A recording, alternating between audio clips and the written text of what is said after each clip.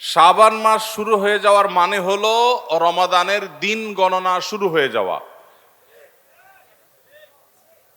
শাবানের প্রথম দিন চলে যাওয়া মানে আর 29 দিন, আর 28 দিন, আর 27 দিন, দ্বিতীয় দিন, তৃতীয় দিন পর, এভাবে দিন গণনা করতে করতে রমাদানের যে প্রতীক্ষা, রমাদানের যে প্রহর গোনা, রমাদানের যে অপেক্ষা, সেটা সমাপ্তির দিকে যাবে ইনশাআল্লাহ। আল্লাহ রাব্বুল আলামিন রমাদানের যে বিশাল বড় নেয়ামত মুসলিম মিল্লাতকে দিয়েছেন, এই রমাদানে শুধু ইবাদত বন্দেগী নয়, ইসলামের ইতিহাসের বড় বড় উল্লেখযোগ্য সব বিজয়, সফল অভিযান মুহাম্মদ সাল্লাল্লাহু আলাইহি সাল্লামকে আল্লাহ রাব্বুল আলামিন রমাদানুল করিমেই দান করেছেন। এই জন্য রমাদান আমাদের কাছে খুবই গুরুত্বপূর্ণ। মুসলমানদের আমলি, আধ্যাত্মিক এবং সার্বিক উন্নতি এবং অগ্রগতির অন্যতম সিজন এবং মৌসুম হলো রমাদানুল করিম। শাবান মাস শুরু হওয়ার মধ্য দিয়ে রমাদানের সেই দিন গণনা যেহেতু শুরু হয়েছে, এজন্য আমরা আজ সার্থক রমাদানের 11টি পূর্ব প্রস্তুতি নিয়ে কথা বলবো ইনশাআল্লাহ তাআলা। আল্লাহ সুবহানাহু ওয়া তাআলা কোরআনে কারীমে বলেছেন, ওয়ালাউ আরাদুল খুরুজ লা আ'আদ্দু লাহু উদ্দাহ। কিছু লোক নবী করিম সাল্লাল্লাহু আলাইহি সাল্লাম যখন তাবুকের যুদ্ধে অংশগ্রহণ করবার জন্য ডাক দিয়েছিলেন, তারা সে যুদ্ধে শামিল না হয়ে মদিনায় অবস্থান করেছিল। এর মধ্যে অনেকেই নানা রকমের অজুহাত, নানা রকমের আপত্তি, নানা রকমের বিভিন্ন কারণ দর্শিয়ে তারা এই যুদ্ধ থেকে পিছপা হয়েছিল। আল্লাহ রাব্বুল আলামিন কোরআনে কারীমে আয়াত নাজিল করে তাদের সে ঘড়িমসির আসল কারণ উল্লেখ করেছেন। আল্লাহ সুবহানাহু ওয়া তাআলা বলেছেন, ওয়ালাউ আরাদুল খুরুজ লা আ'আদ্দু লাহু উদ্দাহ। যদি সত্যি আল্লাহর রাহে জিহাদের ময়দানে যাওয়ার সদিচ্ছা তাদের থাকতো, তাহলে তারা আগে থেকে প্রস্তুতি গ্রহণ করত। যারা নানা রকম অজুহাত দাঁড় করাচ্ছে, এদের আসলে তাবুকের জিহাদে শামিল হওয়ার সেই সদিচ্ছাই ছিল না। যদি সদিচ্ছা থাকতো, আগে থেকে তারা প্ল্যান, প্রোগ্রাম, পরিকল্পনা সেগুলো তারা করত। ঠিক একইভাবে তো আল্লাহ রাব্বুল আলামিন ঠিক একইভাবে রমজান মাসের যে ইবাদতের বিশাল বড় অপার সম্ভাবনা আমাদেরকে দান করেছেন, এই সম্ভাবনাকে কাজে লাগাতে হলে তার জন্য যথাযথ প্রস্তুতি গ্রহণ করা জরুরি। আমাদের দেশে বেশিরভাগ মুসলমান রমাদান মাস আসলে আমরা কম বেশি নেকামলের চেষ্টা করি, কিন্তু রমাদানের অনেক আগে থেকে যে আমাদের যথাযথ পূর্ব প্রস্তুতি গ্রহণ করার কথা, দুর্ভাগ্যজনকভাবে সেই প্রস্তুতি যথাযথভাবে আমরা বেশিরভাগ লোক গ্রহণ করি না। যার ফলে রমাদান আসে, রমাদান চলে যায়, আবার রমাদান মাস আসে, আবার চলে যায়। আমাদের তেমন কোনো পরিবর্তন হয় না, আমাদের মধ্যে তেমন কোনো চেঞ্জ আসে না, আমাদের জীবনের ভিতরে তেমন কোনো দৃশ্যমান পরিবর্তন চোখে পড়ে না। এই জন্য সম্মানিত ভাইরা আমার, রমাদানকে যদি আমরা যথাযথভাবে কাজে লাগাতে চাই, তাহলে যথাযোগ্য প্রস্তুতি এখন থেকে, শাবান থেকেই আমাদের গ্রহণ করতে হবে। প্রিয় নবী সাল্লাল্লাহু আলাইহি সাল্লাম বলেছেন, ইন্নাল্লাহা ইউহিব্বু ইযা আমিলা আহাদুকুম আমালান আন ইউতকিনাহ। আল্লাহ রাব্বুল আলামিন বান্দা যে কোনো কাজ করলে সেটা যদি ইতকানের সাথে করে, দৃঢ়তার সাথে করে, উত্তম উপায়ে করে, যথাযথভাবে করে, সে কাজটা যদি করার মতো করে, তো আল্লাহ তাআলা সেটাকে পছন্দ করেন এবং ভালোবাসেন। আমরা যদি রমাদান মাসে সিয়াম এবং কিয়াম, রোজা এবং তারাবি, অন্যান্য আমল ইবাদত বন্দিগি গতানুগতিকভাবে করে শেষ করি, আমরা যদি দায় সারাভাবে শেষ করি, তাহলে এটা আল্লাহ তাআলার প্রিয় পাত্রে আমাদেরকে শামিল করবে না।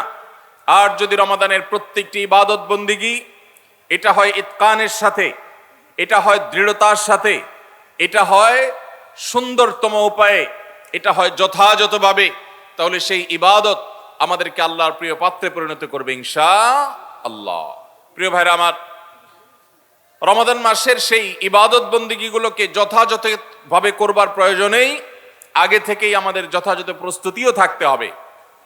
কারণ কথায় আছে, যে কোনো কাজের যথোপযুক্ত এবং প্রয়োজনীয় প্রস্তুতি গ্রহণ করা মানে হলো সেই কাজটির অর্ধপূর্ণতা। যে কোনো কাজ প্রস্তুতি যত ভালো হয় কাজটা তত ভালো হয়, প্রস্তুতি যত নরমাল হয়, খারাপ হয়, কাজটা তত খারাপ হয়। এই জন্য আমরা রমাদান মাসকে যদি অর্থবহ এবং আমাদের লাইফ চেঞ্জিং ইবাদতের মৌসুম হিসাবে, সিজন হিসাবে গ্রহণ করতে চাই, তাহলে এখন থেকে তার জন্য আমাদের সুনির্দিষ্ট প্ল্যান, পরিকল্পনা থাকতে হবে, প্রস্তুতি থাকতে হবে। আল্লাহ রাব্বুল আলামিন আমাদের সবাইকে সেই তৌফিক দান করুন। এই যে রমাদান আসছে আর কয়দিন পর, কারা কারা এই রমাদানকে সবচেয়ে সুন্দরভাবে ব্যবহার করতে চান একটু হাত তোলেন। আল্লাহ রাব্বুল আলামিন আমাদের সবার হাতগুলো কবুল আর মঞ্জুর করুন, বলুন আমিন। আল্লাহ আমাদেরকে রমাদানকে সর্বোচ্চ ভালোভাবে ব্যবহার করার তৌফিক দান করুন। ভাইরা আমার, এই রমাদান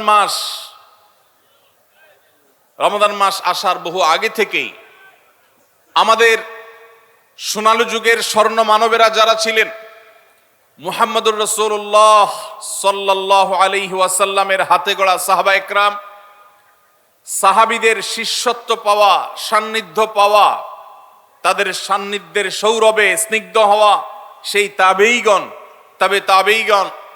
তারা রমাদানের যথেষ্ট আগে থেকে সুনির্দিষ্ট প্ল্যান প্রোগ্রাম করে প্রস্তুতি গ্রহণ করতেন। একজন প্রখ্যাত তাবেঈ আছেন, সাহাবীদের শিষ্যত্ব পেয়েছেন, এরকম একজন তাবেঈ আছেন যার নাম ছিল মুআল্লা ইবনে ইয়াজিদ। তিনি বলেছেন, সালাফ বা পূর্বসূরিগণ অর্থাৎ সাহাবী তাবেঈগণ তারা রমাদানের 6 মাস আগে থেকে, রমজান আসার 6 মাস আগে থেকে আল্লাহর কাছে দোয়া করতেন, রোনাজারি করতেন, কান্নাকাটি করতেন এই মর্মে যে আল্লাহ, রমাদান মাস পর্যন্ত আমার হায়াত বাড়িয়ে দাও, আমি যেন রমজান পাই, রমজানকে যেন সুযোগকে যেন কাজে লাগাতে পারি, রমজানের সুবর্ণ সুযোগ যেন আমার হেলায় হারিয়ে না যায়, সেজন্য আল্লাহর কাছে আগে থেকে এই নিয়ামত প্রাপ্তির জন্য দোয়া করতেন। আর রমজানের পরে বাকি যে 6 মাস, এই 6 মাস তারা দোয়া করতেন, আল্লাহ রমজানে যে সমস্ত আমল ইবাদত, যে সমস্ত নেকামল বন্দিগি আপনি করার তৌফিক দিয়েছেন, সেগুলো যেন আপনি মেহেরবানি করে কবুল এবং মঞ্জুর করেন, অ্যাকসেপ্ট করেন, আপনি যেন সেগুলোকে গ্রহণ করে নেন, সেজন্য 6 মাস তারা দোয়া করতেন। তাহলে দেখা গেল সালাফে সালেহিন তাদের কাছে রমাদান এত গুরুত্বপূর্ণ ছিল যে রমজানের আগের 6 মাস এবং পরের 6 মাস রমজান ভাবনায় তারা সব সময় ডুবন্ত ছিলেন, নিমজ্জিত ছিলেন, এর মধ্যেই তারা সব সময় মগ্ন থাকতেন। অথচ আমাদের শাবানের 10, 15, 20 দিন চলে গেলেও রমাদানের আবহ আমাদের অনেকের জীবনে, আমাদের অনেকের লাইফস্টাইলে, আমাদের অনেকের প্ল্যান পরিকল্পনার মধ্যে দেখা যায় না। এজন্য ভাইরা আমার, যথাযোগ্যভাবে রমজানকে যদি আমরা কাটাতে চাই, এর সঠিক ব্যবহার যদি করতে চাই, যেই প্রস্তুতিগুলো লাগবে, 11টি প্রস্তুতি যেগুলো আমাদের রমজানকে সার্থক করতে পারে ইনশাআল্লাহ, তার মধ্যে সর্বপ্রথম যে প্রস্তুতিটি দরকার সেটি হলো রমজান মাস শুরু হওয়ার আগে থেকেই, যথেষ্ট আগে থেকেই তওবা এবং ইস্তেগফার করতে হবে। কি করতে হবে ভাই? তওবা ইস্তেগফার কেন করবেন? তওবা ইস্তেগফার তো সারা বছরের রুটিন আমল। রমাদানকে কেন্দ্র করে রমজান মাসকে যদি আপনি সঠিকভাবে ব্যবহার করতে চান, তাহলে কেন আপনাকে তওবা ইস্তেগফার করতে হবে? কারণ হলো তওবা এবং ইস্তেগফার এর মাধ্যমে আমরা আল্লাহর রহমতের উপযুক্ত হব। মক্কার মসজিদুল হারামের ইমাম শেখ আব্দুর রহমান আস-সুদাইস হাফিজাহুল্লাহ, তার কাছে সৌদি আরবের কিছু যুবকরা এসেছিলেন, এসে বললেন, শেখ, প্রতি বছর রমজান আসলেই আমরা অনেক প্ল্যান প্রোগ্রাম করি, অনেক কোরআন খতম দিব, অনেক নেক আমল করব, দোয়া রোনাজারি করব, দান সাদাকা করব, দুর্ভাগ্যজনকভাবে সেটা আমাদের আর রমজান মাসে করা হয় না। আফসোস করতে করতে রমজান মাস পার হয়ে যায়। আপনি আমাদেরকে পরামর্শ দিন, কেন আমাদের প্রতি বছর জীবনে রমজান আসে অথচ সেটা সঠিক ব্যবহার করতে পারি না। তখন শেখ সুদাইস তাদেরকে বলেছিলেন, রমাদান মাসে ইবাদত বন্দেগী করতে পারা এটা আল্লাহর নেয়ামত, এটা আল্লাহর অনুগ্রহ, এটা আল্লাহর রহমত। যে রমজান পেয়েও ইবাদত করতে পারলো না সে তো হতভাগা, কপাল পোড়া। এই হতভাগ্যের কাতারে সাধারণত সেই মানুষগুলোই পড়ে যারা আল্লাহর রহমতের উপযুক্ত না। আমরা নানাবিধ অপরাধে, নানাবিধ গুনাহ করে, নানাবিধ নাফরমানি করে আল্লাহর রহমতের উপযুক্ততা আমরা হারিয়ে ফেলেছি, যার কারণে রমজানের ইবাদতের তৌফিক হয় না। এই জন্য তিনি তাদেরকে নসিহা করেছিলেন যে আমি তোমাদেরকে উপদেশ দিচ্ছি, রমজান আসার আগে থেকেই আগের যে সমস্ত গুনাহ খাতা হয়েছে, যে সমস্ত নাফরমানি হয়েছে, আল্লাহর অবাধ্যতা হয়েছে, সেগুলোর জন্য চোখের পানি ফেলে রোনাজারি করে আল্লাহর কাছে ক্ষমা চাও। আল্লাহর কাছে ক্ষমা চেয়ে যদি আগের সবগুলোকে ভ্যানিশ করতে পারো তাহলে আল্লাহর কাছে রহমতের উপযুক্ত হবে। বিষয়টা অনেকটা হালখাতার মতো। আপনার আগের দেনা দায় সব যখন পরিশোধ করে দিয়েছেন, নতুন করে আবার আপনি ধার করার, বাকিতে নেওয়ার উপযুক্ততা আপনার অর্জন হবে। ঠিক একইভাবে আমাদের নানা নাফরমানের কারণে আল্লাহর রহমত থেকে আমরা দূরে সরে গেছি। লানত অর্থাৎ রহমত থেকে দূরে সরে যাওয়া, এটার উপযুক্ত হয়ে গেছি অনেকে। এই জন্য ভাইরা, এখন থেকে রমাদানের প্রস্তুতির নিয়তে আল্লাহর কাছে তওবা করা, গুনাহ মাফ চাওয়া, ইস্তিগফার করা, জীবন পরিবর্তন করবার সংকল্প করা, এটা হবে আমাদের রমাদানের প্রথম প্রস্তুতি। চেষ্টা করব তো ইনশাআল্লাহ। প্রতিদিন যখনই তৌফিক হয় আল্লাহর সাথে একটু কথা বলবেন, আল্লাহ আমার সমস্ত গুনাহগুলো মাফ করে দিন, আমার নাফরমানি মাফ করে দিন, আমাকে আপনি ক্ষমা করে দিন। আমি যদি আপনার রহমতের জন্য কোনো কারণে অনুপযুক্ত হয়ে যাই, আমার কোনো বদবখতির কারণে, আমার কোনো কৃতকর্মের কারণে, তো আপনি সেগুলো মাফ করে দিন। এই যে দোয়া, এই দোয়া আপনাকে রমাদানে আল্লাহর ইবাদত বন্দেগী করার, আল্লাহর কাছে রোনাজারি করার, আল্লাহর কাছে ভালো আমল নিবেদন করার যে তৌফিক, এটার উপযুক্ত করে দিবে ইনশাআল্লাহ। তাহলে রমাদানের প্রস্তুতির প্রথমটি আমরা পেয়ে গেলাম, সেটা হলো আগের গুনাহ খাতাগুলো থেকে ইস্তিগফার করা, তওবা করা, ফিরে আসা। এর মধ্য দিয়ে রমাদানে ইবাদতের জন্য নিজেকে প্রস্তুত করব ইনশাআল্লাহ। চেষ্টা করা যাবে না ইনশাআল্লাহ। নাম্বার 2, দ্বিতীয় প্রস্তুতি হলো রমাদান মাসে আল্লাহ রাব্বুল আলামিন এই মাসের যে ফজিলত বর্ণনা করেছেন, কোরআন এবং হাদিস সম্পর্কে যাদের মৌলিক ধারণা আছে, হাদিসে রাসূল সম্পর্কে যাদের একটু ঘাটাঘাটিও আছে, তারা জানেন 2-3টা আমল সম্পর্কে কোরআন এবং সুন্নাহর সবচেয়ে বেশি সংখ্যক ভাষ্য বর্ণিত হয়েছে। সবচেয়ে বেশি সংখ্যক, এত ফজিলতের, এত তাৎপর্যের, এত মর্যাদার হাদিস আর অন্য আমল সম্পর্কে সাধারণত দেখা যায় না। সেই কয়েকটি আমল যেগুলোর ফজিলত বিপুল পরিমাণ, যেগুলোর ফজিলত সম্পর্কিত হাদিসের সংখ্যা অনেক, সেই রকম আমলগুলোর মধ্য থেকে অন্যতম আমল হলো এই রমাদান কেন্দ্রিক আমল, সিয়াম, রোজা, এগুলোর ফজিলত। তো আমাদের রমাদান কেন্দ্রিক প্রস্তুতি হিসাবে দ্বিতীয়ত যে কাজটি আমরা করতে পারি সেটি হলো এখন থেকেই রমাদান মাসের কি কি ফজিলত আছে, সিয়াম সাধনার কি কি ফজিলত আছে, রমাদানের কি কি আমল আছে, বিশেষ করে ফজিলত এবং মর্যাদার কথাগুলো আলোচনা শুরু করা। এখন থেকে বাসা বাড়িতে গোল হয়ে কোনো নির্দিষ্ট বইকে কেন্দ্র করে পাঠচক্র হতে পারে, গ্রুপ স্টাডি হতে পারে, পর্যালোচনা হতে পারে যে রমাদান মাসের কি কি মাহাত্ম্য আছে। এক একজন এক একটা বললেন। এই আলোচনা পর্যালোচনার মধ্য দিয়ে মনোজগতে রমাদানের জন্য এক ধরনের প্রস্তুতি, এক ধরনের আবহ তৈরি হবে ইনশাআল্লাহ।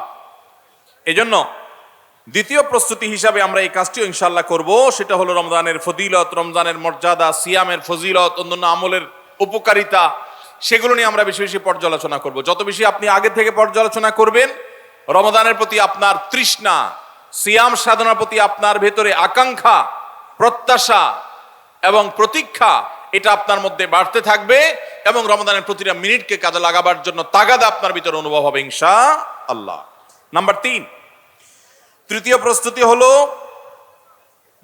আমাদেরকে প্রতিজ্ঞা করতে হবে যে এই রমাদানে আমরা নেকামল করবই করব, এবং কোনো আমল, কোনো ভালো কাজ, কোনো সুন্নাহ এটা করার ব্যাপারে কোনো প্রকার অলসতা করব না। কারণ ভাইরা আমার, রমজান মাস পেয়েও যদি আল্লাহর কাছে কেউ ক্ষমা না পায়, একটা প্রসিদ্ধ হাদিস আপনারা সবাই কম বেশি শুনেছেন যে নবী সাল্লাল্লাহু আলাইহি সাল্লামের কাছে জিবরিল এসে বলেছেন, বাউদা মান আদরাকা রমাদান ফালাম ইউগফার লাহ, যে ব্যক্তি রমজান পেয়েছে অথচ রমজানের এই বিশাল সুবর্ণ সুযোগকে কাজে লাগিয়ে সে তার জীবনের সব গুনাহগুলো মাফ করাইতে পারে নাই, সে আল্লাহর কাছ থেকে মাগফিরাত আদায় করে নিতে পারে নাই, সে জাহান্নাম থেকে মুক্ত এই ঘোষণা সে আদায় করতে পারে নাই, অথচ সে রমজান মাস পেয়েছে, এর চাইতে হতভাগা আর কে হতে পারে? তার সে ধ্বংস হোক, এই বদদুআয় নবী সাল্লাল্লাহু আলাইহি সাল্লাম আমিন বলে সমর্থন জানিয়েছেন, সায় দিয়েছেন। এজন্য ভাইরা, রমজান মাস এসেছে কিন্তু আমল ইবাদত হয় নাই, রমজান মাস এসেছে আবার চলে গেছে কিন্তু আমার গুনাহ আল্লাহর কাছ থেকে মাফ করাতে পেরেছি বলে আমার বুক সায় দেয় না, তাহলে এর চাইতে বড় হতভাগা, এর চাইতে বড় কপাল পড়ার কেউ হতে পারে না। রমজানের আমল ইবাদত, রমজানের নেক আমল, রমজানের দোয়া, রমজান মাসের চোখের পানি ফেলা, এটা ভাইরা শুধুমাত্র নিজের প্রেরণার জায়গা থেকে শুধুমাত্র সব আহরণের জন্যই নয়। এটা যদি না করি তাহলে জিবরিলের বদদোয়া, নবীজি সাল্লাল্লাহু আলাইহি সাল্লামের বদদোয়া, আল্লাহর পক্ষ থেকে ধ্বংস হওয়ার পরোয়ানা, এগুলো অনিবার্য হয়ে যাবে। এই কথা চিন্তা করে এখন থেকে রমাদান কেন্দ্রিক প্রস্তুতির অংশ হিসাবে আমাদেরকে প্রতিজ্ঞা করতে হবে, এইবারের রমাদানের প্রতিটা দিন আমি আল্লাহর কাছে চোখের পানি ফেলে একটা নির্দিষ্ট সময় কান্নাকাটি করব, আমার গুনাহ খাতাগুলোকে মাফ করাবো, জাহান্নামীদের তালিকা আমার নাম যদি কোনো কারণে যেয়ে থাকে, আমি এমন ভাবে রোনাজারি করব, এমন ভাবে ইস্তেগফার করব, এমন ভাবে চোখের পানি ফেলবো, একান্ত নীরবে আল্লাহর সাথে কথা বলবো, যেন আমার সমস্ত গুনাহগুলো মাফ হয়, জাহান্নামীদের তালিকা থেকে যেন আমার নাম কেটে যায়। এর জন্য ভাইরা এখন থেকে প্রতিজ্ঞাটা করতে হবে। প্রস্তুতি হলো, কাজ হবে রমজানে, কিন্তু প্রতিজ্ঞা হবে এখন থেকে যে আমি কোনোভাবে এইবারের রমজানের সুযোগ আর হাতছাড়া করব না ইনশাআল্লাহ। তাহলে 3 নম্বর হলো যে রমজান কেন্দ্রিক সমস্ত আমলগুলো করব, আল্লাহর কাছে তওবা ইস্তেগফার করে নিজের গুনাহগুলোকে মাফ করায় ছাড়বো, জাহান্নাম থেকে মুক্তি তথা নাজাত এটা নিজের করে নেব, এই মর্মে প্রতিজ্ঞাটা এখন থেকে যেই কয়দিন রমজান আসতে সময় আছে প্রতিদিন আমাকে নবায়ন করতে হবে। প্রতিজ্ঞা আজকেরটা যেভাবে হবে কালকেরটা আরো স্ট্রং হবে, তারপরের দিন আরো স্ট্রং হবে। প্রতিদিন আমি স্বপ্ন লালন করব কবে রমজান শুরু হবে, আর আমি আল্লাহ রাব্বুল আলামিনের কাছে রমজানের এই সমস্ত ইস্তেগফার, তওবা, আমল এগুলোকে নিবেদন করতে থাকবো। চেষ্টা করা যাবে না ইনশাআল্লাহ?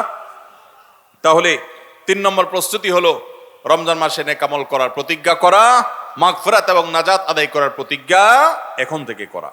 নাম্বার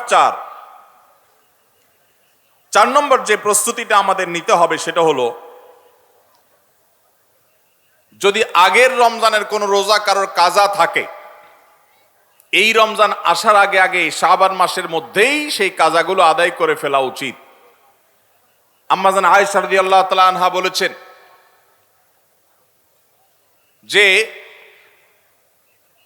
নারী হিসাবে রমজান মাসে যে কয়েকটা রোজা ভাঙতি পড়ে, নবীজি সাল্লাল্লাহু আলাইহি সাল্লাম রমজান পরে পুরো সময়টা তার কাছে থাকার কারণে তিনি সেই রোজাগুলো রাখার সুযোগ সেভাবে পেতেন না, স্বামীর হকের কথা মাথায় রেখে রোজাগুলো রাখতেন না।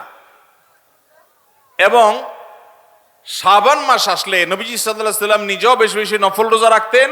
ওই সুযোগে মা আয়েশা রাদিয়াল্লাহু তাআলা আনহা বলেছেন যে তিনিও তার রমজানের বাকি রোজা যেগুলো ছিল ভাঙতি রোজা, সেগুলো তিনি রেখে ফেলতেন। তো এই হাদিস থেকে বোঝা যায় রমজানের রোজা যদি কারোর কাজা হয়, পুরুষদের অসুস্থতার কারণে হতে পারে, মা বোনদের মাসিকার কারণে হতে পারে, তাহলে সেই রোজা যত দ্রুত সম্ভব আমরা কাজা করে ফেলবো। এবং সেই কাজা করতে যদি কোনো কারণে, যৌক্তিক কারণে বা যে কোনো কারণে যদি বিলম্ব হয়, তাহলে এই বছরের আসন্ন রমাদানের প্রস্তুতির অংশ হিসাবে আগের রমজানের কোনো ভাঙতি রোজা থাকলে সেগুলো সব রেখে কাজা করে সম্পূর্ণভাবে এই রোজার জন্য প্রস্তুত হবে। এটা হলো 4 নম্বর প্রস্তুতি। নাম্বার 5 নম্বরের রমজানের প্রস্তুতি হলো আল্লাহ রাব্বুল আলামিনের কিছু সাধারণ ক্ষমা আছে, কমন ক্ষমা, গণহারে মাফ। আল্লাহ তাআলার এই যে সাধারণ ক্ষমা, গণহারে মাফ, দুটি বিষয় এই গণহারে মাফ থেকে মানুষকে দূরে সরিয়ে রাখে। আল্লাহর গণহারে যে ক্ষমা, এই গণক্ষমার উপযুক্ততা নষ্ট করে দেয় দুটি জিনিস। তার একটি হলো শিরক, আরেকটি হলো হাসাদ। একটা হলো হিংসা, আরেকটা হলো শিরক। নবী করিম সাল্লাল্লাহু আলাইহি ওয়াসাল্লাম বিভিন্ন হাদিস থেকে আমরা জানি, তিনি বলেছেন আল্লাহ রাব্বুল আলামিন বিশেষ করে লাইলাতুন নিসফি মিন শাবানে যখন মানুষকে গণহারে ক্ষমা করেন, তখন 2 শ্রেণীর মানুষকে আল্লাহ তাআলা মাফ করেন না, ইল্লা লিল মুশরিকিন আও মুশাহিন। তবে যদি মুশরিক আর মুশাহিন থাকে, শত্রুতা করে, হিংসা করে অন্যের প্রতি, এইরকম মানুষ যদি থাকে, তাদেরকে আল্লাহ তাআলা সাধারণ ক্ষমা আওতায় আনেন না। রমাদানে আল্লাহ তাআলা প্রতিদিন বহু মানুষকে সাধারণ ক্ষমা করেন। রমজান যখন কাছে আসে, শেষ দশক আসে, তখন সাধারণ ক্ষমার পরিমাণ বেড়ে যায়। আল্লাহ সুবহানাহু ওয়া তাআলা বলেছেন ওয়ালিল্লাহি নবী সাল্লাল্লাহু আলাইহি সাল্লাম বলেছেন ওয়ালিল্লাহি উতাকাউ মিনান নার ওয়া যালিকা ফি কুল্লি লাইলা। রমজানের প্রত্যেক রাতে বহু মানুষকে আল্লাহ তাআলা জাহান্নাম থেকে মুক্ত ঘোষণা দিয়ে দেন, অমুক জাহান্নাম থেকে মুক্ত, জাহান্নাম থেকে মুক্ত, অমুকের ছেলে অমুক, তার নাম জাহান্নামের তালিকা থেকে কাটা, জান্নাতের তালিকা চলে আসবে। অসংখ্য মানুষকে এভাবে এই সুযোগ আল্লাহ তাআলা দান করেন।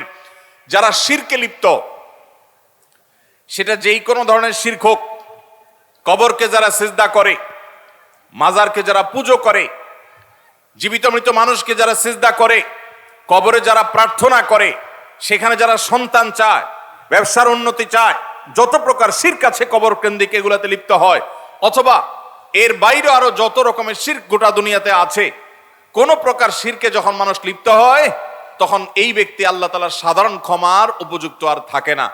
এই জন্য ভাইরা, রমজানের প্রস্তুতির অংশ হিসাবে 5 নম্বরের যে প্রস্তুতি আমরা গ্রহণ করব, সেটা হলো আল্লাহ তাআলা যেহেতু রমজানে অনেককেই সাধারণ ক্ষমা করবেন, আমি যেন সেই সাধারণ ক্ষমা প্রাপ্ত সৌভাগ্য মানুষদের তালিকায় ঢুকতে পারি, সেজন্য আমার অন্তর থেকে হিংসাকে ধুয়ে মুছে সাফ করে ফেলতে হবে।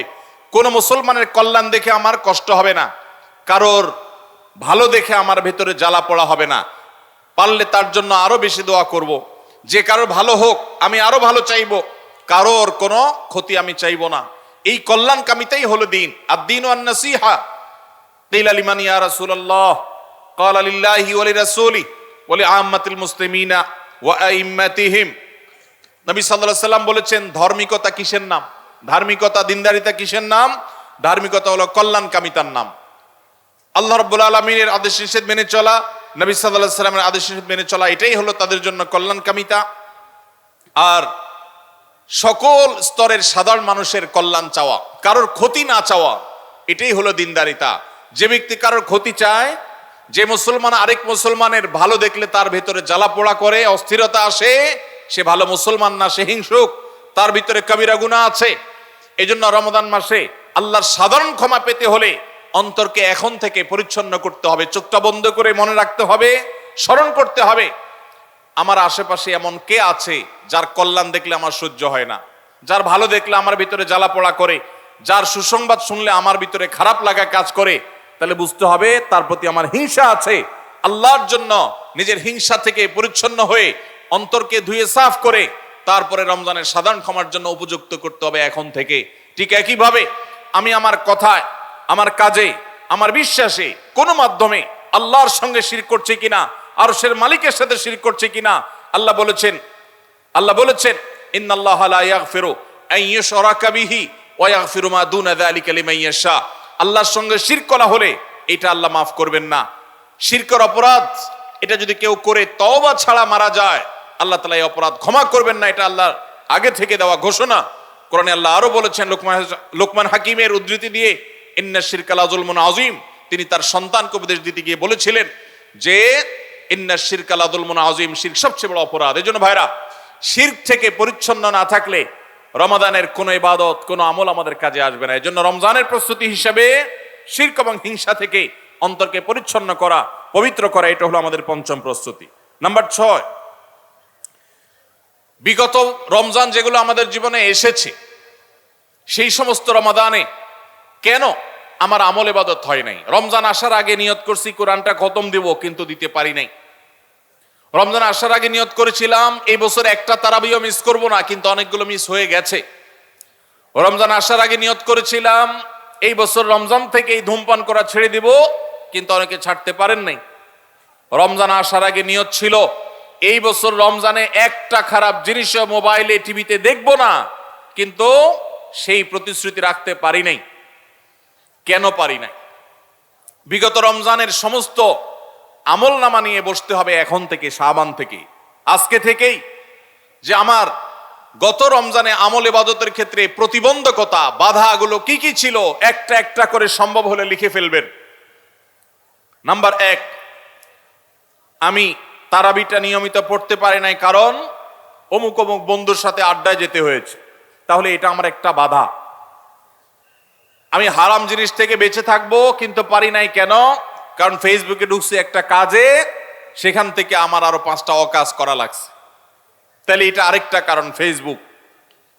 এভাবে একটা একটা করে আপনি যদি কারণ লেখেন, লেখার পর আসন্ন রমাদানকে অর্থবহ এবং সার্থক করবার স্বার্থে এবং প্রয়োজনে সেই চিহ্নিত কারণগুলো একটা একটা ধরে হিম্মত করে, সৎসাহস করে, আল্লাহকে সন্তুষ্ট করবার আশায় ছুঁড়ে ফেলে দিতে হবে নিজের জীবন থেকে।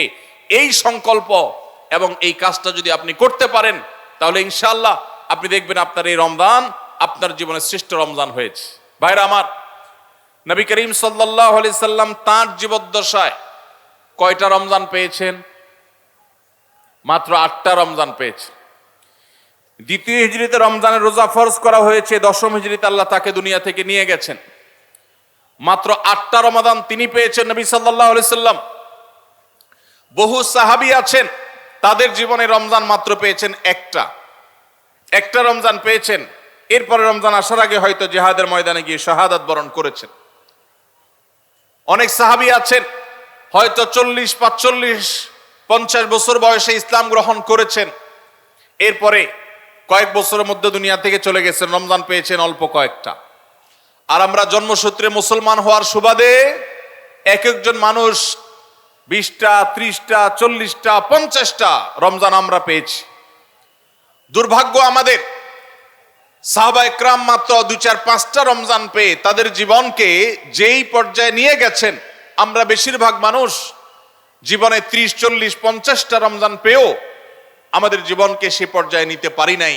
ভাইরা আমার, এই জন্যই আসন্ন রমাদানকে সঠিকভাবে ব্যবহার করবার জন্য আমাদের বিগত রমজানগুলোর সমস্ত সমস্যাগুলোকে চিহ্নিত করতে হবে। কি কি কারণে আমি এর আগের রমজানগুলো সঠিকভাবে কাজে লাগাতে পারিনি, ব্যবহার করতে পারিনি, সেগুলো একটা একটা করে দূর করতে হবে। যেমন সোশ্যাল মিডিয়া, ফেসবুক, ইউটিউবের আসক্তি, এটা আমার আগের বছরের রমাদানের যে ইবাদত, এটার ক্ষেত্রে প্রতিবন্ধকতা ছিল। তাহলে এই বছরের ইবাদতের প্রস্তুতির অংশ হিসাবে এই সোশ্যাল মিডিয়া, ফেসবুক আমার মোবাইল থেকে আনইনস্টল করে ফেলতে হবে। চেষ্টা করা যাবে না ইনশাআল্লাহ? ভাইরা আমার, যদি ফেসবুক আমার আমল ইবাদতের প্রতিবন্ধকতা তৈরি করে, তাহলে ফেসবুককে আল্লাহর জন্য কোরবানি করবেন রমজান মাস উপলক্ষে। কারা কারা প্রস্তুত আছেন? হাত তোলেন। বুঝে শুনে হাত তুলছেন? বুঝে শুনে হাত তুলছেন?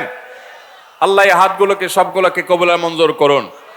যুবক ভাইয়েরা, আপনারা ফেসবুক মোবাইল থেকে আনইনস্টল করার নিয়ত করছেন, এটার মানে কিন্তু আপনারা এক একজন আল্লাহর রাহে কোরবানি হওয়ার নিয়ত করছেন। প্রস্তুত আছেন তো ইনশাআল্লাহ? নিজেদের কোরবানি করার জন্য প্রস্তুত আছেন তো ইনশাআল্লাহ?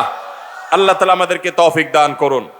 ভাইরা আমার, রমাদানের 6 নম্বর প্রস্তুতির অংশ হিসাবে যে কাজটি করতে হবে বলছিলাম, সেটা হলো আমাদের সমস্যাগুলো কি কি হয়েছে সেগুলো চিহ্নিত করে সেগুলো দূর করতে হবে। আর 7 নম্বর প্রস্তুতির অংশ হিসাবে আমরা যেটি করব সেটা হলো রমাদান কেন্দ্রিক সমস্ত আহকাম এবং মাসাইল, বিধিবিধানগুলো আমাদের শিখে ফেলতে হবে। এটা রমজানের প্রস্তুতি। আমাদের দেশে অনেক মসজিদে ইমাম সাহেবরা তালিম করেন রোজা ভঙ্গের কারণ কি, রোজা মাকরুহ হওয়ার কারণ কি, রোজার জন্য ক্ষতিকর বিষয়গুলো কি কি, এগুলো রমজান মাসে বিভিন্ন নামাজের পরে তালিম করেন। এটা একটা ভালো চেষ্টা, কিন্তু এই কাজটা যদি আমরা শাবান মাস থেকে নিজস্ব উদ্যোগে করি সেটা হবে আরো ভালো চেষ্টা। কথা কি বুঝে আসছে ভাই? তাহলে রমজান আসার আগে থেকেই আমরা মাসাইলের তালিম, মাসাইলের শিক্ষা জ্ঞান অর্জন, রমজানের বিধিবিধানগুলো আমরা জানার চেষ্টা করবো। এটা হবে পার্ট অফ প্রিপারেশন ফর রমাদান। রমজানের জন্য প্রস্তুতির অংশ হিসাবে আমাদের এখন থেকে রমজান এবং সিয়ামের মাসাইলগুলো জানতে হবে। আল্লাহ আমাদের সবাইকে আমলের তৌফিক দান করুন। 8 নম্বর হলো, রমজানে যে আমলগুলো করবেন এখন থেকে সেগুলোর ওয়ার্ম আপ এবং রিহার্সেল শুরু করে দিবেন, প্রস্তুতি শুরু করে দিবেন, চর্চা শুরু করে দিবেন। কারণ মানুষ দাঁড়ানো অবস্থায় হঠাৎ করে জোরে দৌড় দিতে পারে না। একটা গাড়ি সেটা দাঁড়ানো অবস্থায় হঠাৎ করে 100, 150, 110, 20 গতিতে চলতে পারে না। প্রথম 10, 20 হয়, এরপরে 40, 60 হয়, এরপর আস্তে আস্তে 100 বা 110, 20 হয়।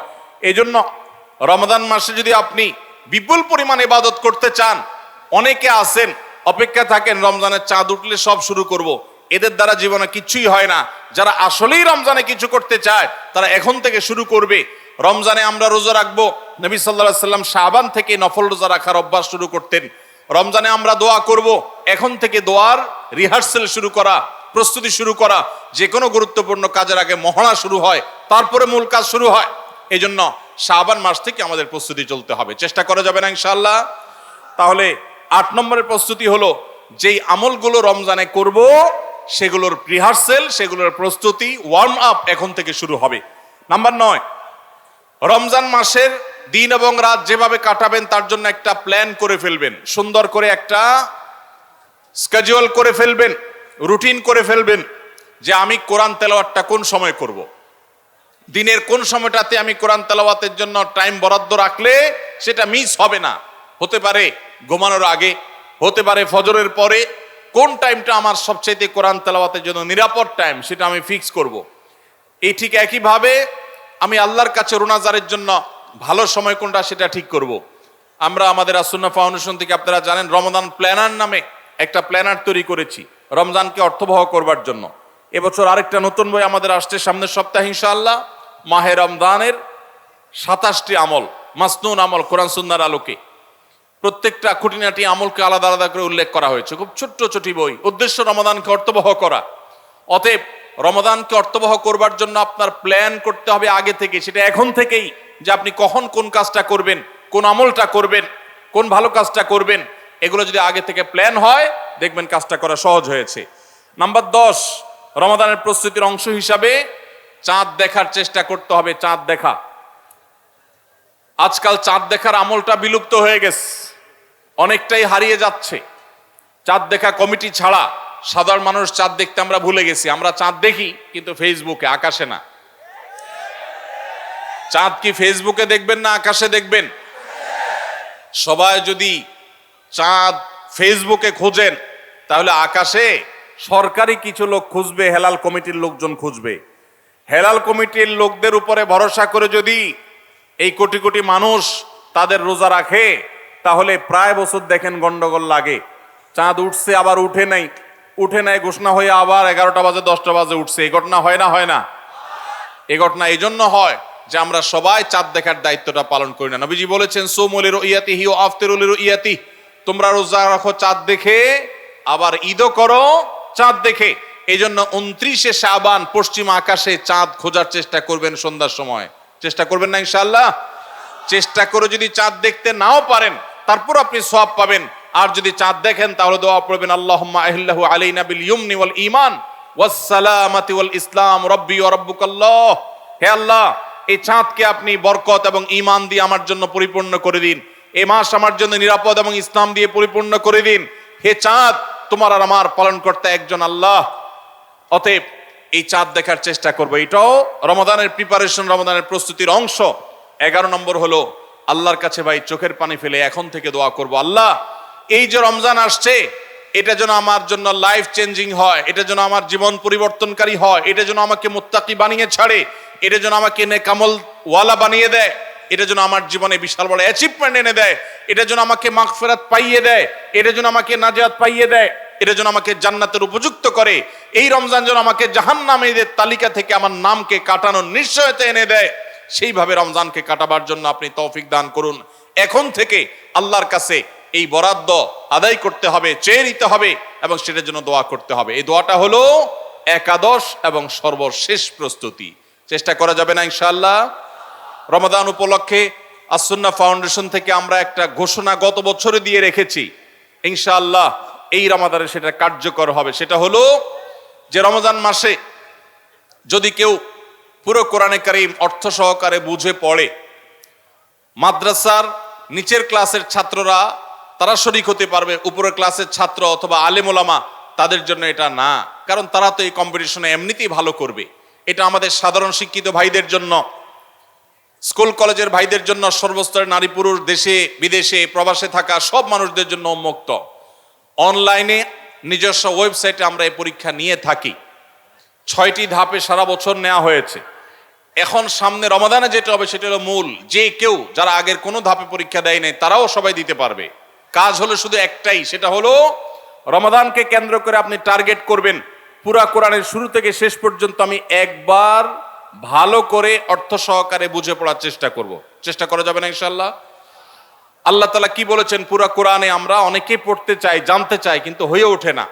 আপনি এই রমজানকে কেন্দ্র করে যদি টার্গেট করেন প্রতিদিন আমি 1 পারা বা 1.5 পারা, ইমাম সাহেব বা হাফেজ সাহেব তারাবিতে যে তেলাওয়াত করেন পুরো পারাটা আমি যদি সুন্দর করে দেখে যাই এবং দেখার পরে পরিবারের লোকদের সাথে গ্রুপ স্টাডি করি, মুদারাসা করি, যেটা নবী সাল্লাল্লাহু আলাইহি সাল্লাম জিবরিলের সাথে করতেন, সেটা যদি আপনি করেন তাহলে রমজানের শেষ জুমাবার বাদ ফজর অনলাইনে আমাদের পেজ থেকে লিংক দেওয়া হবে। লিংকে ক্লিক করে শর্ট টার্মে একজন একটু রেজিস্ট্রেশন করে দিতে হবে, নিজে পারলে ভালো, না হলে যারা অনলাইন বোঝে তারা 1 মিনিট লাগবে রেজিস্ট্রেশন করতে, বাস। এরপরে আপনি ডাইরেক্ট পরীক্ষা দিতে পারবেন। এমসিকিউ প্রশ্ন, একটা অক্ষরও লিখতে হবে না, সব প্রশ্ন উত্তর দেওয়া আছে, 4টা উত্তর দেওয়া থাকবে, সঠিকটা সিলেক্ট করতে হবে। এই পরীক্ষা যারা বিজয়ী হবেন তাদের জন্য পুরস্কার হলো 15 লক্ষ টাকা। 15 লক্ষ টাকার পুরস্কারের ঘোষণা আমরা দিয়েছি। এর মধ্যে প্রথম 3 জনকে আমরা ইনশাআল্লাহ বিদিনিল্লাহ উমরা করাবো। 3 জনের উমরার জন্য আল্লাহর 3 বান্দা ইতোমধ্যে স্পন্সর হয়ে টাকা জমা দিয়ে দিয়েছেন আমাদের কাছে। এখন শুধুমাত্র কারা কারা উমরা যেতে চান সে মানুষগুলো দরকার। আপনারা সবাই যেতে চান ইনশাআল্লাহ? অতএব ভাইরা, রমাদানকে কেন্দ্র করে ওই যে প্রিপারেশন, প্রস্তুতির অংশ হিসাবে এখন থেকে কোরআনে কারীম বুঝে পড়া শুরু করে দেন। পরীক্ষার দিন পরীক্ষা দেন। আপনি পুরস্কার জিতেন আর না জিতেন, আল্লাহ বলেছেন ফাস্তাবিকুল খায়রাত, ভালো কাজে প্রতিযোগিতা করা এটা ইটসেলফ একটা ভালো কাজ।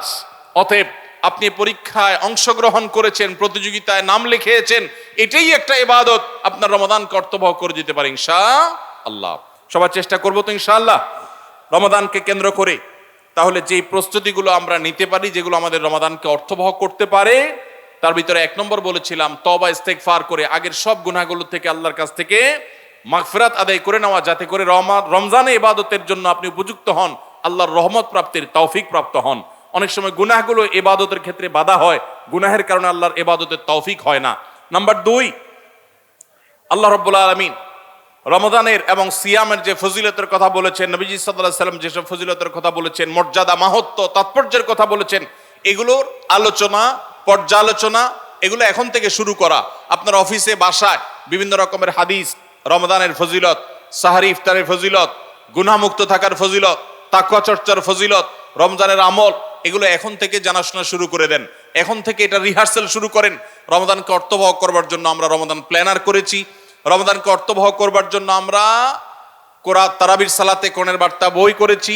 রমাদানকে অর্থবহ করার জন্য আমাদের আরেকটা বই আসছে, মাহে রমজানের 27 আমল। এই সব আয়োজন কিভাবে রমজানকে সুন্দরভাবে কাটানো যায় সেজন্য এখন থেকে আপনি ফজিলতের হাদিসগুলো জানেন, আলোচনা করেন, দেয়ালে দেয়ালে নিজের বাসায় লাগায় রাখেন এবং বারবার দেখেন, পর্যালোচনা করেন, আবহ তৈরি হবে ইনশাআল্লাহ। নাম্বার 3, তৃতীয় প্রস্তুতি হলো এইবারের রমাদানে যে কোনোভাবে মাগফিরাত আদায় করে ছাড়বো আল্লাহর কাছ থেকে। জাহান্নামীদের তালিকা আমার নাম থেকে থাকলে এটা কাটায় ছাড়বো এই মর্মে প্রতিজ্ঞা করা, এটাও প্রিপারেশন। এখন থেকে নিয়ত করা যে এই রমজানটা অর্ডিনারি রমজান হবে না, এই রমজানটা শুধু সাহারি আর ইফতার আর তারাবি এই 3 জিনিসের নাম হবে না, এটা একটা অর্থবহ রমজান হবে। একটা নাফরমানি আমি করব না, একটা গুনাহ আমি করব না। এখন থেকে প্রতিজ্ঞা করতে হবে নিজের সাথে নিজে, প্রতিদিন নিজের সাথে নিজের বোঝাপড়া ফাইনাল করতে হবে, এটা প্রস্তুতি। নাম্বার 4, বিগত রমাদানের যদি কোনো রোজা কাজা হয়ে থাকে সেগুলো সব আদায় করে শেষ করতে হবে শাবানের মধ্যে। নাম্বার 5, শিরক এবং হাসাদ, হিংসা, এগুলোর কারণে আল্লাহর সাধারণ ক্ষমার উপযুক্ততা মানুষ হারিয়ে ফেলে, সেগুলো থেকে মুক্ত থাকার প্রতিজ্ঞা করে মুক্ত থাকার জন্য চেষ্টা করতে হবে এখন থেকে, যে শিরক থেকে থাকলে জীবনে কখনো সে শিরক থেকে মুক্ত হওয়া, অন্তরের কারো প্রতি হাসাদ থাকলে সেটাকে দূর করা, তার কল্যাণকামী হওয়া, এগুলোর মধ্য দিয়ে রমজানে যে সাধারণ ক্ষমা হবে তার জন্য যে উপযুক্ততা তৈরি করা, এটাও রমজানের প্রস্তুতির অংশ। নাম্বার 6, বিগত রমজানগুলোতে কোন কোন কারণে আমার আমল হয় না, কোন দোস্তের কারণে, কোন বন্ধুর কারণে, কোন গ্রুপের কারণে, কোন অ্যাপসের কারণে, কোন ফেসবুকের কারণে, সেগুলো একটা একটা করে এই রমজানে যেন জীবনে না থাকে সেগুলা ছিন্ন করার জন্য প্রস্তুতি নেওয়া। নাম্বার 7, রমজানের মাসলা মাসাইলগুলো জানা, এটাও রমজানের প্রস্তুতির অংশ, এখন থেকে সেটা করা। 8 নম্বর হলো রমজানে যে আমল করতে চান এখন থেকে সেগুলো শুরু করে দেন, তেলাওয়াত করা। অনেক সালাফ শাবান মাস থেকে প্রচুর তেলাওয়াত করা শুরু করতেন, নবীজি শাবান মাস থেকে নফল রোজা শুরু করতেন। এগুলো হলো আগে থেকে প্রস্তুতি এবং মহড়া। রমজানে যা করবেন, দান সাদকা করবেন, এখন থেকে লিস্ট করেন, তালিকা শুরু করে দেন, টাকা পয়সা জোগাড় শুরু করে দেন, এগুলো হলো পার্ট অফ প্রিপারেশন। 9 নম্বর হলো রমজান কিভাবে কাটাতে চান তার একটা রুটিন করে ফেলেন, দিন রাত 24 ঘন্টার রুটিন। বাচ্চাদের, ফ্যামিলির অনেক ধরনের আমল আছে রমজানকে কেন্দ্র করে, যেগুলো হারিয়ে গেছে আমাদের সমাজ থেকে। রুটিন করেন এবং ইলম অর্জন করার চেষ্টা করেন। নাম্বার 10, চাঁদ দেখার চেষ্টা করতে হবে, এটাও রমজানের প্রস্তুতির অংশ। আর 11 নম্বর হলো আল্লাহর কাছে দোয়া করতে হবে, আল্লাহ যেন আমাদেরকে রমজানের রোজাকে যথাযথভাবে আদায় করার তৌফিক দান করেন। চেষ্টা করা যাবে তো ইনশাআল্লাহ। আল্লাহ রাব্বুল আলামিন আমাদের সবাইকে রমজানকে সর্বোচ্চ কাজে লাগাবার, সর্বোত্তম ব্যবহার করবার তৌফিক দান করুন। সবাই চেষ্টা করবো তো ইনশাআল্লাহ। ভাইরা আমার, জীবনে রমজান হতে পারে এটাই শেষ, সেই চিন্তা করেই আমাদেরকে রমাদানকে ইস্তেকবাল করতে হবে, অভ্যর্থনা জানাতে হবে। এটাকে শেষ রমজান ধরেই প্রিপারেশন নিতে হবে, আগাইতে হবে। এইবার যদি সুযোগ মিস হয়, হয়তো আর সুযোগ আমার কাছে আসবে না, সেই চিন্তা করেই করতে হবে। তাহলে ইনশাআল্লাহ এই রমাদানে অর্থবহ কিছু করা সম্ভবপর হবে। আমরা সবাই সেজন্য যার যার জায়গা থেকে সচেষ্ট হব আগে থেকেই।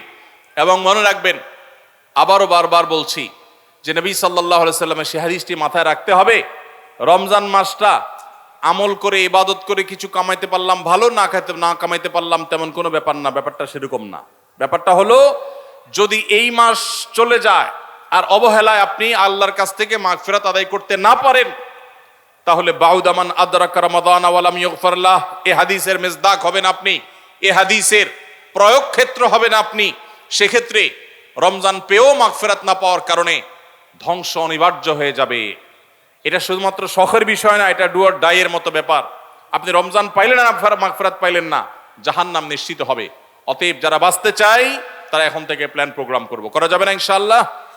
সেই সাথে আমি শুরুতে যেটা বলেছিলাম, রমাদান সেই মাস যেই মাসে আমল এবং ইবাদতের শুধু উন্নতি আর তারাক্কি না, মুসলমানদের সার্বিক অগ্রগতি, উন্নতি আল্লাহ রাব্বুল আলামিন এই মাসে দিয়েছেন। ঐতিহাসিক বদরের যুদ্ধের সেই স্মৃতি বিজড়িত মাস এই রমাদান। মক্কা বিজয়, বড় বড় ঘটনা ইসলামের ইতিহাসে, বড় বড় সাফল্য আল্লাহ তাআলা রমাদানে দিয়েছেন। অতএব সেই জন্য নিজেদেরকে প্রস্তুত করতে হবে, প্রস্তুতি এখন থেকে গ্রহণ করতে হবে। এবং বাংলাদেশের এই মাটি আল্লাহ রাব্বুল আলামিন যেন দ্বীনের জন্য, ঈমানের জন্য, কোরআনের জন্য, সুন্নাহর জন্য কবুল করেন। এদেশের মুসলমানদের অন্তরের অন্তঃস্থলে যেন দ্বীনকে আল্লাহ তাআলা গেঁথে দেন। আমাদেরকে সবাইকে যেন আল্লাহ তাআলা প্র্যাকটিসিং মুসলমান বানায় দেন। নামদারি মুসলমানদেরকে আল্লাহ যেন সিরিয়াস মুসলমান বানায় দেন। নামাজি মুসলমানকে যেন আল্লাহ আখলাকওয়ালা মুসলমান বানায় দেন। আখলাকওয়ালা মুসলমানকে যেন আল্লাহ মুখলিস মুসলমান বানায় দেন। আমরা সব সময় দোয়া করব ইনশাআল্লাহ। এই আসন্ন রমাদানকে কেন্দ্র করে সেই দোয়া আরো বাড়াতে হবে, তার প্রিপারেশন আরো বাড়াতে হবে। এদেশের সংখ্যাগরিষ্ঠ মানুষ, তারা ইসলামকে পছন্দ করে, মুসলমান, তারা ইসলামকে ভালোবাসে মনে প্রাণে, ধর্মপ্রাণ। এরপরও এদেশে একের পর এক বিভিন্ন সময় আমরা দেখেছি ইসলামকে নানাভাবে আঘাত করা হয়। আমরা মুসলমানরা সর্বশক্তি দিয়ে এই সামান্য কিছু হাতে গোনা ইসলাম এবং মুসলমানদের প্রতি বিদ্বেষ পোষণ করা এই অপশক্তি, এদেরকে দমন করবার শপথ আমাদেরকে গ্রহণ করতে হবে রমাদানকে কেন্দ্র করে। আপনারা অনেকেই ইতোমধ্যে জেনেছেন অনেকে আপনারা জেনেছেন এবং দেখেছেন, দেশে সংস্কার কার্যক্রম যে চলমান আছে, এখানে নারী বিষয়ক সংস্কারের যে কমিশন, সেই কমিশন পত্রপত্রিকা আপনারা দেখেছেন, অনেকে সুপারিশ করেছে বৈষম্য দূর করার নাম দিয়ে কোরআন যে বাবার সম্পত্তিতে, মায়ের সম্পত্তিতে মেয়েদেরকে ছেলেদের অর্ধেক সম্পদ দিতে বলেছে, সে আইনটা এখনো সামাজিকভাবে প্রচলিত আইনে কার্যকর আছে। এইটাকে পরিবর্তন করার, আল্লাহর বিধানকে পরিবর্তন করার সুপারিশ করেছে এই নারী বিষয়ক সংস্কার কমিশন। এই সুপারিশ বাস্তবায়ন করার দুঃসাহস যদি কেউ দেখায়, তাহলে এটা হবে সবচেয়ে বড় অপরিণামদর্শী কাজ, সবচেয়ে দুর্ভাগ্যজনক অধ্যায়। শুনতে খুব ভালো শোনা যায়, খুব মুখরোচক মনে হয়, একই বাবার সন্তান ছেলে এবং মেয়ে, ছেলে 2 টাকা পাইলে মেয়ে কেন 1 টাকা পাবে? কিন্তু এর পেছনে লুকায়িত আছে এক গভীর শয়তানের ষড়যন্ত্র। সেটা হলো, পশ্চিমা পৃথিবীর মানুষেরা তাদের পরিবার ব্যবস্থাপনা ধ্বংস হয়ে গেছে, বহু আগেই তাদের পরিবার ব্যবস্থাপনা মুখ থুবড়ে পড়েছে। আজ এই ভারতবর্ষে শুধু মুসলমান কেন, আমাদের এই অঞ্চলের হিন্দু, খ্রিস্টান, বৌদ্ধ সব ধর্মের মানুষের মধ্যে পারিবারিক বন্ডিং এবং পরিবার ব্যবস্থাপনা, স্বামী স্ত্রীর মধ্যকার সৌহার্দ্য যতটুকু আছে, পশ্চিমারা সেগুলা কল্পনাও করতে পারে না। ওরা আমাদের চাইতে জ্ঞানে বিজ্ঞানে এগিয়ে থাকতে পারে, ওরা আমাদের চাইতে তথ্য প্রযুক্তিতে অগ্রসর থাকতে পারে, তারা অবকাঠামোতে আমাদের চাইতে 200 বছর এগিয়ে থাকতে পারে, কিন্তু পরিবার ব্যবস্থাপনা আমরা ওদের চাইতে 500 বছর এগিয়ে আছি। আমাদের এখানকার স্বামী স্ত্রীর মধ্যকার ভালোবাসা, এটা তাদের দেশে সোনার হরিণ। আমাদের এখানকার সন্তানের সাথে বাবা মার বন্ডিং, তাদের ওখানে সেটা দুষ্প্রাপ্য। ভাইরা আমার, এই যে সমতার নাম দিয়ে, বৈষম্য দূরের নাম দিয়ে এই যে নতুন প্রস্তাবনা আসছে, এই প্রস্তাবনার মিনিং হলো পরিবার ব্যবস্থাপনাকে ধ্বংস করে ফেলা। কিভাবে সেটা? ছেলে এবং মেয়ে উভয় যখন সমান সমান হারে 1 টাকা 1 টাকা করে পাবে, তখন পশ্চিমাদের মতো ছেলে বলবে মেয়েকে, বাসা ভাড়া তুমি অর্ধেক শেয়ার করো, সংসার খরচ তুমি অর্ধেক শেয়ার করো, যেভাবে পশ্চিমা পৃথিবীতে আছে।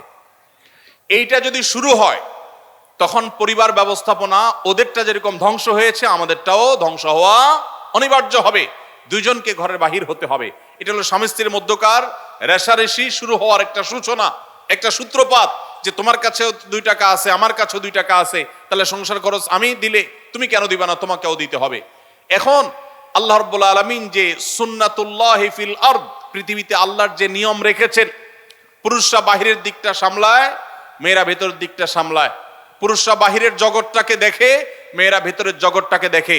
এই যে বন্টন, এই বন্টনের মধ্য দিয়ে যে পরিবার ব্যবস্থাপনা মানব সভ্যতার শুরু থেকে আজও পর্যন্ত আসছে, এটার ভিন্ন পথ এক্সপেরিমেন্ট করে, চালিয়ে, পরীক্ষা চালিয়ে পশ্চিমারা ফেইলিওর হয়ে গেছে, ব্যর্থ হয়ে গেছে।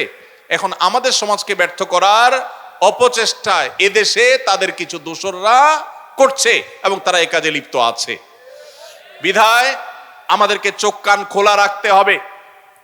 কোরআনে কারিমের আইন, কোরআনে কারিমের বিধান এমনিতেই তো নাই, যে 2-1টা সমাজের খাঁজে ভাজে আছে, এগুলাকে ধুয়ে পরিষ্কার করার যে শয়তানের ষড়যন্ত্র, নীল নকশা, এটা ইনশাল্লাহ এদেশের মানুষ বাস্তবায়ন করতে দিবে না। এদেশের মানুষ দিনকে যতটা ভালোবাসে, ফু মেরে, তুড়ি মেরে সংস্কারের নামে আল্লাহর দেওয়ার সেই বিধান, এটাকে উড়িয়ে দেয়া হবে আর সাধারণ মানুষ চুপচাপ বসে থাকবে, এটা বোকার স্বর্গে বসবাস করা ছাড়া আর কিছুই নয়।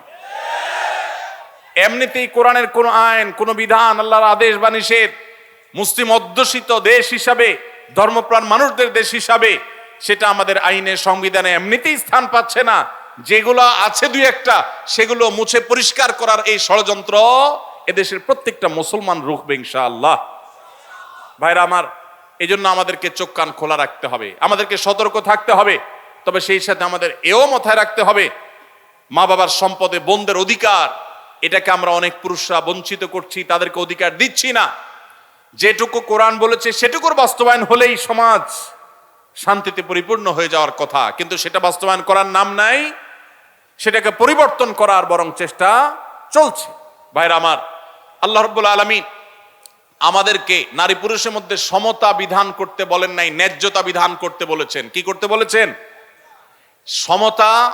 ইসলাম সমতার কথা বলে না, ন্যায্যতার কথা বলে। সব সময় সমতা মানুষের ন্যায্যতাকে নিশ্চিত করে না, সব সময় সমতা মানুষের ন্যায্যতাকে নিশ্চিত করে না। এই জন্য ইসলাম ন্যায্যতা কথা বলেছে। ন্যায্যতা এটা থাকতে হবে, সমতা থাকা জরুরি নয়।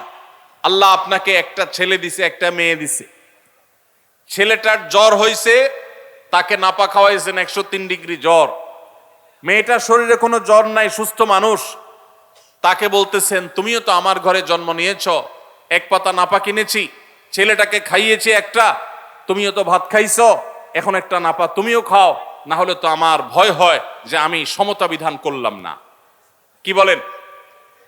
ছেলের জ্বর হয়েছে, তাকে নাপা খাওয়াইছেন, এখন সমতা যদি বজায় রাখতে হয় তাহলে মেয়েকেও কি করা লাগবে? নাপা খাওয়ানো